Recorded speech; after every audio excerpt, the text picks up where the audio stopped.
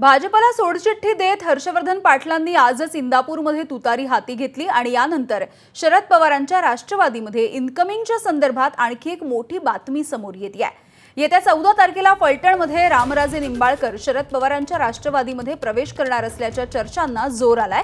खुद्द शरद पवारांनी या पक्षप्रवेशाचे संकेत दिले। 14 ऑक्टोबरला फलटणमध्ये जाणार असल्याचं शरद पवारांनी सांगितलं। त्यामुळे रामराजे नाईक निंबाळकर तुतारी हाती घेणार असल्याची चर्चा आता रंगू लागली आहे।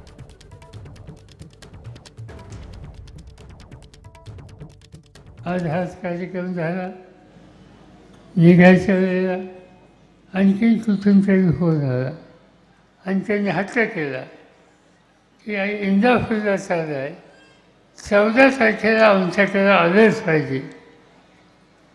काय कार्यक्रम आहे म्हणजे इंदापूरला तोच आमच्याकडं, म्हणजे कुठं ते म्हणजे फलटणला, समजलं का? ते आता याच्यानंतर फलटण झाल्याच्यानंतर जवळपास 1 महिन्याचे सगळे दिवस रूप झाले। एबीपी माझा, उघडा डोळे बघा नीट।